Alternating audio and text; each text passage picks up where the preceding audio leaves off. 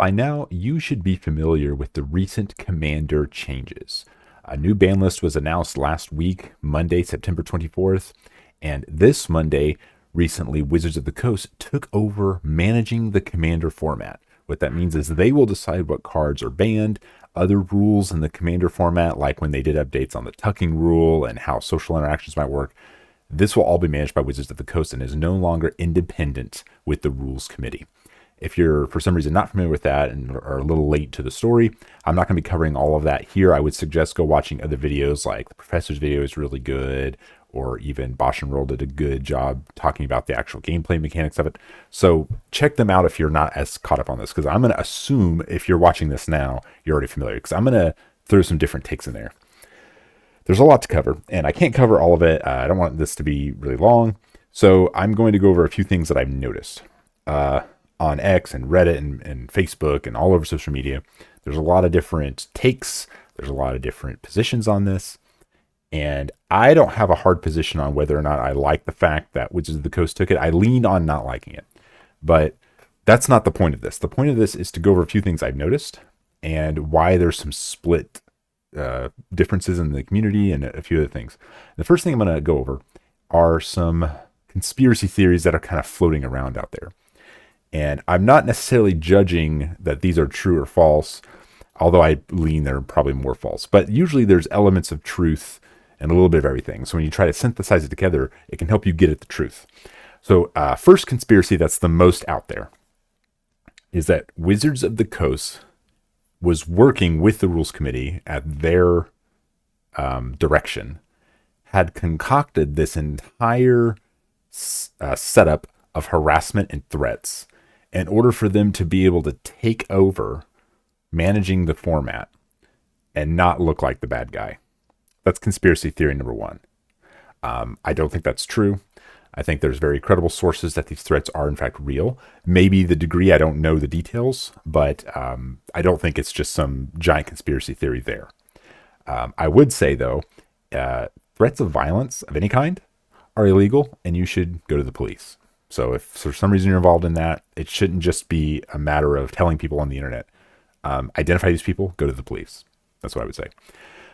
Now, that doesn't always work, but that's the minimum you can do. So this gets to the second conspiracy theory, is that Wizards of the Coast was already planning on taking over the format in response to the ban update. And they're just capitalizing on the fact that this also happened, and it's just really good luck. Now, while that one's not quite as outlandish and sounds a little more realistic, it's probably not quite that black and white. And this is where it gets a little gray, because the official stated reason here on the article, when they said, in partnership with members of the existing Rules Committee, we are announcing that the Rules Committee is giving management to the Commander of the Commander format to Wizards of the Coast. Now, the way this is framed is that the Rules Committee is like, oh, I can't handle this. It's too much pressure. We can't keep up with the scale, all this stuff. And so we're going to give it to Wizards of the Coast because they have the resources to handle this. We're getting threats of violence against us.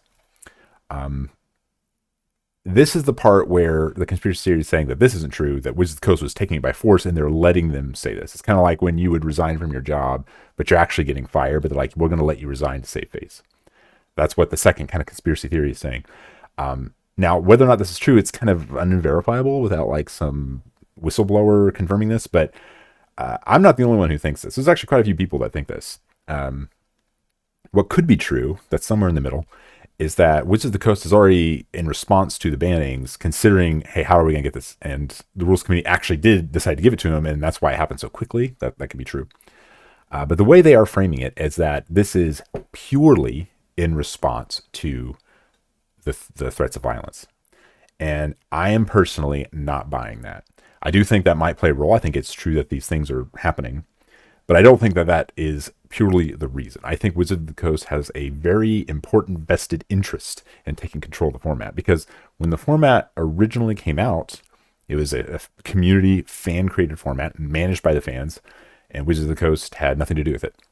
About a decade or so ago, they did start printing product into this format specifically for it, but it wasn't super serious. It wasn't taking up a lot of design space, but that just kept growing. Now, being at the scale of the most popular format and the biggest probably overall drive of their sales, I don't see how Wizards of the Coast won't take it. Like, they can't just let them say, oh, we have nothing to do with you. We're going to bypass the advisory group and we're going to ban these really important cards all at the same time with no warning, with no expectations of these bans coming either. And that just has massive market impact and it really impacts consumer confidence. And that's what Wizards of the Coast cares about. And they can't have these things disconnected. So I think it was only a matter of time. Now, when the bans came out last week, which I do believe was last week. Right, yeah, it was the 23rd. So Monday was the 23rd. When they came out, that was the first part my mind went to. This is before all the violent threats were circulating around. And I was already predicting that this was going to happen. I even thought about making a video on it, but I was like, nah, it's whatever. Luckily, I saved the receipts. So in my own Magic chat, this is something I said. One of my first things is I have a Jeweled Lotus and a Mana Crypt. I have one of the expensive Mana Crypts. And I was like, oh, I'm thinking about selling it. And then I thought about it for a little bit. And the next day I was like, I'm not so sure I'm going to sell yet. And that was after kind of catching up on all the drama. I thought it was pretty obvious Wizards of the Coast was not involved. Now, according to their official statement, which I'll show you in a minute, they said, oh, well, we've been telling them that fast mana is a problem, and we included cards like this, like these kinds of cards are problems. But nowhere did they say, we want to eventually ban these cards. They didn't say that. And the biggest issue with this is that Wizards of the Coast, when they are planning on banning something, they stop all plans to reprint in the future. So, like, even if they ban something and then a product comes out with a card in it, and that's happened before, that product was already like in process to come out. But clearly there was no connection here. And that's why I said, I don't know if this will be the last straw where they take over managing the ban list. They haven't banned anything for 3 years. I went on by saying I was going to rush to sell. I stopped it.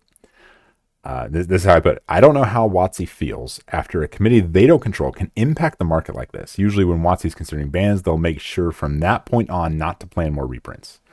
And I think that is the core of what's going on here. Now, I know when they're managing formats, they don't technically consider, at least not directly consider, the secondary market.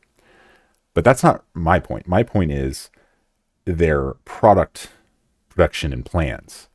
So even though they're not considering the secondary market specifically, when they are considering their plans to make any kind of reprint product or supplemental product or anything, they're not going to put banned cards in there. Like, they're not putting so even when it was the rules committee, they're not putting Prophet of Krufix in any of the precons. Like, they know not to do that because it doesn't make sense to do that. So they had a sort of unified front there. And bans were infrequent and expected enough, even if it's not perfect, that it worked fine. This was enough of a blind side where I was like, I don't see how they would tolerate this. Like, they can't expect it in advance. So I called it, even if the stated reason was different, I think I was right. And I'm not the only one, and I'll show you. But according to the rules committee, they did put out this little FAQ on things like this. And here on the FAQ is where they refer to the fact that they had been in discussion about this with Wizards of the Coast. And what I was told one of the reasons I didn't make the video prediction is that Wizards saw it coming. So I'm like, oh, okay, well, then the fact that they'll take over isn't right. But the thing is, I just took someone at their word. That was their interpretation of what they said here. And I'll just read that section really quickly. Why wasn't the Commander Advisory Group, which is sort of liaison between them, they've been involved in numerous conversations about format speed over the past few years and have shared their opinions with us. They were not informed of the choice to ban these cards because we felt the information we needed as a large group would be difficult to keep under wraps. So they were worried about leaks. So even though they were in conversation, that doesn't mean that they specifically said, hey, we are actively planning at some point to ban these cards, whether it's in phases or all at once. Here they said, we discussed our concerns about fast mana, including the cards like Jeweled Lotus, Mana Crypt. That's not the same as saying, hey, we're going to ban these cards. And we're just going to okay, we're going to stop putting them in products. We're going to stop putting them as these like special editions that you can pull in the pack. Like, you can buy packs still in production today that include some of these cards. There are things still in print today, as far as I know. I could be wrong about that include these cards. That's very different than saying WotC knew, and so they're not surprised by this. That's why I made my prediction. And I want to show you a few things that is more evidence that Wizards of the Coast had there was no connection here, and it was very blindsided. So before I get to that, I hear a lot about something called a watch list. Hey, we can't have a watch list, and I think they actually address it here. Will you give advance notice and changes the future? Why didn't you give us advance notice? One, our policy about advance notice has been for many years to avoid muddying the waters with advance warnings about what we're planning to ban. And they give some reasons why they got rid of it. So they kind of go over like the pros and cons, but why they don't do it. The thing is, though, they do it. They just don't call it an official document watch list and cards are on or off it. They did it kind of like Wizards of the Coast does when they ban cards to manage their formats, which is like they come out with a no changes. Here's what we're looking at. We see that these might be a problem, but they're okay for now. We want more data, blah, blah. They do that too. So if you look here on the website, that's still up for now. They had a quarterly update in April, no changes, and they kind of go over the vision, the new set, whatever. There's a quarterly update in September, and here's what they said. Oh, no, sorry, that was this one. In July. They mentioned Nadu, and they even mentioned that, hey, this card, it could be a problem, but we're not going to ban it. This is a watch list. So the fact that this was banned didn't blindside anybody, but guess what's not here? No Jeweled Lotus, no Mana Crypt. That wasn't on anybody's radar, and that's why it was a problem. I think there's some more evidence that this wasn't just the rules committee handing the reins over. So the first thing is, as soon as this happened, some members of the advisor group resigned.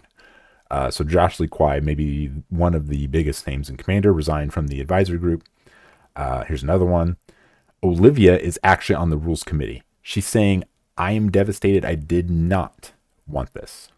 I think that a lot of people are saying that this is suggesting that this wasn't just the rules committee. Oh, hand this over. Now, an interpretation of this, and maybe she clarified, I didn't go deep enough, is that what she didn't want is for the circumstances to happen to where she had to do it.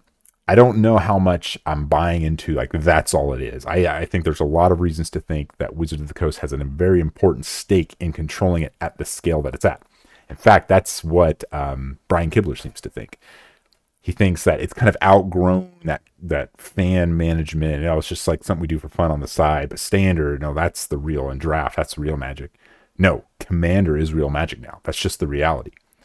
And whether or not you agree or not, that's a fact that Wizards of the Coast just can't have this independent group have the power to change the market on what they can print without them being able to do anything. So there's just a lot of things I saved here. Saffron Olive seems to agree with me with MTG Goldfish. He said, I think Wizards taking over the format was going to happen either way once the RC announced the bannings. I think he's right. Now, maybe it wouldn't have happened when it happened. They wouldn't have said the way it happened. But at some point, it was going to happen. Now, the thing is, even if it didn't happen this way, there was no way Wizards of the Coast is going to just say out loud, hey, we can't have this happening, so we're going to take it. I mean, they're not going to say it.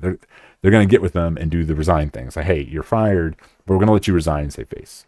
Could that be what actually happened here? It very well could have been, but that's not to say the specified didn't happen. So I think they did. I just don't know if that's the fundamental reason. Maybe that's the reason it happened now. So just keep those things in mind. A lot of things are happening, and it's pretty dramatic, but keep playing Magic.